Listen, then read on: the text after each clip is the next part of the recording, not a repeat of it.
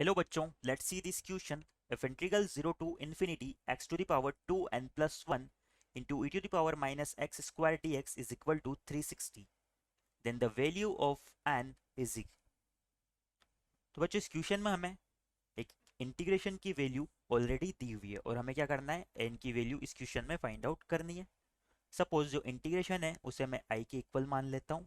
Late i is equal to 0 to infinity x to the power 2n plus 1 into e to the power minus x square dx.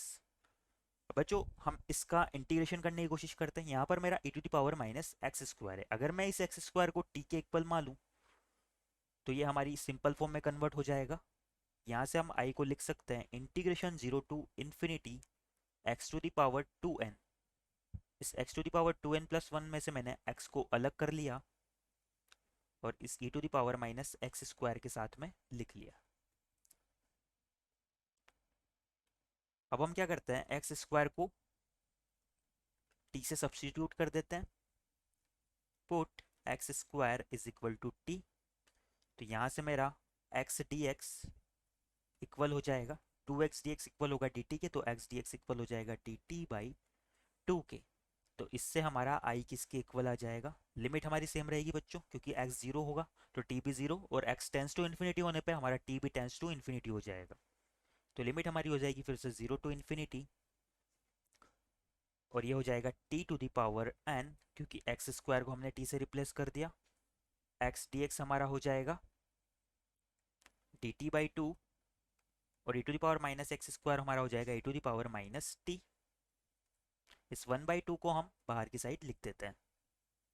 इसे हम equation 1 मान लेते हैं. अब बच्चों इस फंक्शन का जब हमें इंटीग्रेशन करना है तो हम इसमें u into v formula apply कर सकते हैं. यहाँ पर मैं क्या करता हूँ, इससे t to the power n को फर्स्ट फंक्शन और e to the power minus t को सेकंड फंक्शन मान लेता हूँ. तो u इंटू वी से जब इसका इंटीग्रेशन करते हैं तो हमारा i इक्वल आ जाता है 1/2 limit 0 to infinity first integration of second.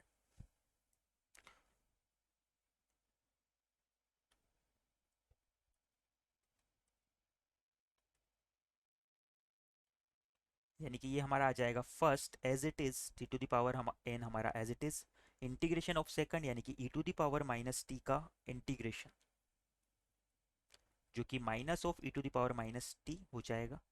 यहाँ पर हमारी लिमिट 0 से इन्फिनिटी हो जाएगी, माइनस इस इंटीग्रेशन की लिमिट हमारी 0 से इन्फिनिटी हो जाएगी, और यहाँ पर हमारा आ जाएगा डिफरेंशिएशन ऑफ फर्स्ट, यानी कि minus n into t to the power n minus one into integration of second, यानी कि minus e to the power minus t, और यहाँ पर हमारा आ जाएगा डी टी.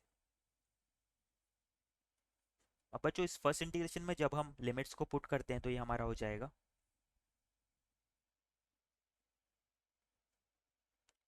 जब हम इन्फिनिटी पुट करते हैं तो ये हमारा हो जाएगा infinity to the power n और e to the power minus infinity, जो इसे जीरो बना देगा. और जब हम जीरो पुट करेंगे तो t हमारा जीरो होगा, तो इस पूरी वैल्यू को जीरो के इक्वल बना देगा. यानी कि फर्स्ट वाले टर्म में जब हम लिमिट्स को पुट करते हैं तो ये हमारा जीरो के इक्वल आ जाएगा.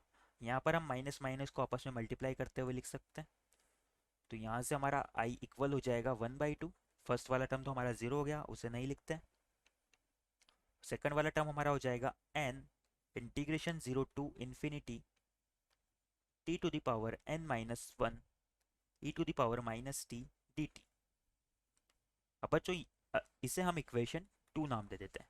अगर इक्वेशन 1 और 2 को हम आपस में कंपेयर करें तो हमारा क्या हो रहा है, हमारा पूरा इंटीग्रेशन सेम है, बस यहाँ पर t की पावर n की जगह n माइनस वन आ जाता है इक्वेशन 2 में. ये n हमारा बाहर आ जाता है. अब हमें आगे क्या करना होगा, जब हम इक्वेशन 2 को जब हम इक्वेशन जब हम इक्वेशन 2 को फिर से इंटीग्रेट करेंगे तो यहाँ पर फिर से हमारा u into v formula apply होगा, और अगली बार में हमारा क्या होगा, n माइनस वन बाहर आ जाएगा, और यहाँ पर हो जाएगा t to the power n minus two e to the power minus t integration 0 to infinity d t. Similarly हमें 1/1 करते जाएंगे तो n n minus one n minus two इस तरह से हमारे n के टर्म्स इस इंटीग्रेशन से बाहर आते जाएंगे। तो फाइनली हमारा आई किसके इक्वल हो जाएगा, ये इक्वल हो जाएगा 1/2 into n minus one into n minus two into n minus three and so on. Last में हमारा क्या होगा, 1 बचेगा यहाँ पर, और 1 बचेगा, उस 1, तो हमारा e to the power minus T का इंटीग्रेशन उसके रेस्पेक्ट में क्या हो जाएगा, minus e to the power minus t, और यहाँ पर हमारी लिमिट हो जाएगी 0 से इन्फिनिटी।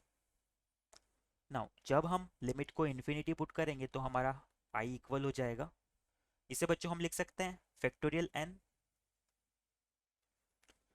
जब हम माइनस टी की जगह इन्फिनिटी पुट करेंगे तो ये बनेगा e to the power minus infinity, जो कि 0 के इक्वल होगा, माइनस जब हम इसे 0 पुट करेंगे तो ये 1 के इक्वल आ जाएगा। तो फाइनली ये 1 के इक्वल आ गया, और आई हमारा इक्वल आ गया फैक्टोरियल n बाई 2 के। बट क्वेश्चन में हमें जो आई है वो इक्वल दिया हुआ है 360 के। अगर आई हमारा 360 के इक्वल दिया हुआ है तो यहाँ से हमारा फैक्टोरियल n किसके इक्वल आ जाएगा, 360 इंटू 2 यानी कि 720 के। और अगर 720 की बात करें तो ये हमारा फैक्टोरियल 6 के इक्वल होता है।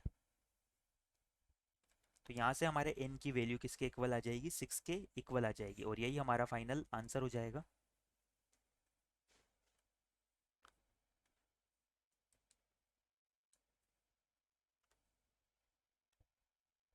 तो इस क्वेश्चन के रिगार्डिंग हमारा फाइनल आंसर 6 के इक्वल हो जाएगा। I hope you understand it well. Best of luck.